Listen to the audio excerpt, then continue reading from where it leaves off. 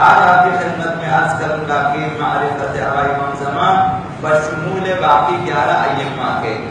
ان کی معرفت شرط قبولی اعمال ہے کہ ان کی معرفت اگر درست نہ ہو کسی بھی شخص کا کوئی عمل خداوند متعال کی بارگاہ میں قبول نہیں ہے۔ اس سلسلے میں اس روایت کو آپ سنیں کہ معاویہ بن عمار نے آقا امام صادق علیہ السلام سے سوال کیا، اس آیہ مجیدہ کے بارے میں سوال کیا، وَلِلَّهِ الْأَسْمَاءُ الْحُسْنَى فَادْعُوهُ بِهَا،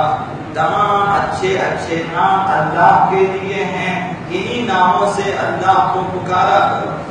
اس آیت کے بارے میں جب سوال کیا تو امام نے فرمایا نحنو واللہ الاسماء الحسنى، قسم بخدا وہ اچھے اچھے نام ہم اہل بیت ہیں، وہ ہم ہیں التی لا يقبل اللہ من العباد عملا الا بمعرفتنا، ہم وہ اللہ کے نام ہیں کہ ان کے بغیر خداوند کسی بندے کا کوئی عمل قبول نہیں کرتا جب تک ہماری معرفت نہ ہو۔ اب اس سلسلے میں 5ویں امام اور 6ٹھے امام ان میں سے کسی ایک کی یہ روایت ہے کہ بنی اسرائیل میں ایک خاندان ایسا تھا کہ وہ خاندان اس خاندان کے افراد و گھرانے والے مستجاب الدعوات ہیں، وہ لوگ 40 دنوں تک عبادت کرتے تھے، پھر دعا کرتے تھے، پھر ان کی دعائیں قبول ہو جاتی تھیں، مگر ایک شخص ایسا نکلا اس خاندان میں سے کہ 40 دنوں تک عبادت کی مگر اس کی دعا پھر بھی قبول نہ ہوئی، تو آ کر انہوں نے حضرت عیسیٰ سے شکایت کی کہ باقی خاندان کے افراد جو ہیں ان کی دعائیں 40 روزہ عبادت چلے کے بعد قبول ہو جاتی ہیں، میری دعائیں قبول نہیں ہوتی۔ حضرت عیسیٰ علیہ السلام نے بارگاہ خداوندی میں دعا کی تو وہاں سے جواب آیا کہ یا عیسیٰ ان عبدی اتانی من غیر الباب الذی اوتی منہ، اے عیسیٰ میرے نبی یہ شخص اس دروازے سے آیا ہے جس دروازے سے نہیں آنا چاہیے، جس دروازے سے آنا چاہیے اس دروازے سے آ کر مجھے نہیں پکارا اس نے، انہ دعانی وفی قلبہ شک منک، یہ شخص ایسا ہے کہ دعا تو کی میری بارگاہ میں لیکن تیرے بارے میں شک ہے اسے، تو نبی ہے تیرے بارے میں اسے شک ہے اس کے دل میں۔ فرمایا خداوند متعال نے فلو دعانی حتی ینقطع عنقہ، یہ شخص اگر اس قدر دعا کرے کہ اس کی گردن کٹ جائے،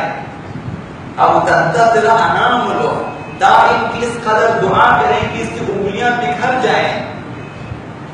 مستجبت لہ، میں اس کی دعا کو نہیں کروں گا۔ حضرت عیسیٰ نے اس سے کہا کہ بندے خدا تو دعا کرتا ہے کہ اپنے نبی کے بارے میں دل میں شک بھی رکھتے ہو، اس نے جواب دیا کہ اے اللہ کے نبی ایسا ہی ہے جس طرح آپ فرما رہے ہیں کہ میرے دل میں آپ کے بارے میں شک ہے، بس آپ دعا کریں کہ یہ شک دور ہو جائے۔ حضرت عیسیٰ علیہ السلام نے دعا کی تو اس کی دعا قبول ہو گئی۔ یہ قصہ 5ویں یا 6ٹھے امام نے بیان فرمایا۔ اس کے بعد امام نے بیان فرمایا کذالک نحن اہل البیت، اسی طرح ہم اہل بیت کا قصہ ہے، ہم اہل بیت اسی طرح سے ہیں، لا يقبل اللہ عمل عبد وهو يشك فینا، خداوند کسی بندے کا کوئی عمل قبول نہیں کرتا اگر اسے ہم اہل بیت کے بارے میں شک ہو، کوئی عمل قبول نہیں ہے۔ تو اس زمانے میں وہ ہستی جس کی ولایت کے بغیر خداوند کسی کی عبادت کو قبول نہیں کرتا، اور وہ دروازہ جس سے آنے کے بعد خداوند عبادت کو قبول فرماتا ہے وہ دروازہ اہل بیت اطہار، اور اس دور میں حضرت آبا امام زمان علیہ السلام ہے۔ جو بھی بارب نعل ولایت تک اپنے ایمان کو اور اپنی معرفت کو اور اپنی پہچان کو درست نہ کرے، خداوند متعال کی جس قدر بھی عبادت کریں خداوند قبول نہیں فرمائے گا، یہ قطعی ہے، حتمی ہے۔ اسی سلسلے میں حضرت آقا امام جعفر الصادق علیہ السلام انہوں نے مفضل کے نام ان کے برجستہ صحابی جسے اس قابل جانا کہ امام نے اپنے پاس بٹھا کر توحید مفضل 4 نشستوں میں مفصل توحید شناسی کا درس دیا اور لکھوا دیا، یہی مفضل۔ اس کے لیے خط لکھا چھٹے امام نے اور اس میں لکھا کہ جو نماز پڑھے، زکوٰۃ دے، حج و عمرہ بجا لائے، لیکن اس ولی کی معرفت نہ ہو جس کی اطاعت کو اللہ نے واجب کیا ہے، تو نہ اس نے نماز پڑھی ہے، نہ اس نے روزہ رکھا ہے، نہ زکوٰۃ دی ہے، نہ حج و عمرہ بجا لایا ہے، حتیٰ فرمایا نہ غسل جنابت سے تطہیر کی ہے، یعنی خداوند حتیٰ اس کی غسل کو بھی درست قرار نہیں دیتا